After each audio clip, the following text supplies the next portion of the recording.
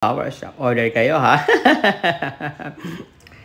This it! Natapos na ni Mare ang ibang mga foam board na may flowers at foam. O, diba? Buhay na buhay at tipong ikakasa... Another day! Tara, samahan nyo kaming gawin ang aming additional window decoration. Ito yung mga foam board namin at nagsisimula na akong manghiwa ng mga foam. Madali at napaka-easy lang niyang hiwain kasi napakalambot niya lang.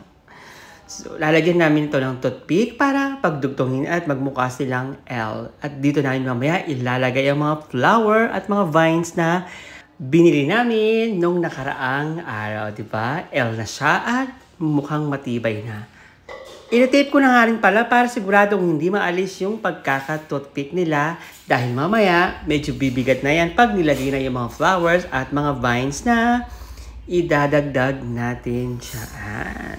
Inumpisan ko na nga palang ilagay ang mga foam sa foam board. At this time, tinatali ko na siya ng loop lock para talagang matibay at matatag. Oh, diba?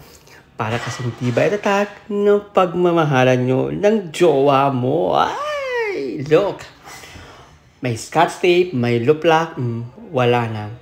This it! Tapos ko na i-attach ang mga foam sa foam board. At ito na naman si Mare, nag-start na maglagay ng mga vines at ang ibang mga flower na dapat na ilagay dito sa foam board na ito. Di ba? Ang gaganda ng mga kulay na binili at nabili na. Pero syempre, pina-approve namin yan, no? Ang ganda. Oh. Ang galing-galing talaga ni Mari mag-design ng mga ganito. So soon, pwede na kami magtayo ng aming sariling flower shop. Order kayo, ha? This it! Natapos na ni Mari ang ibang mga foam board na may flowers at foam. O, diba? Buhay na buhay at tipong ikakasal ka na. O, diba? Marami-rami na siyang nagawa kanina pa. Ang sarap-sarap na Elizabeth. Abangan! Thank you so much!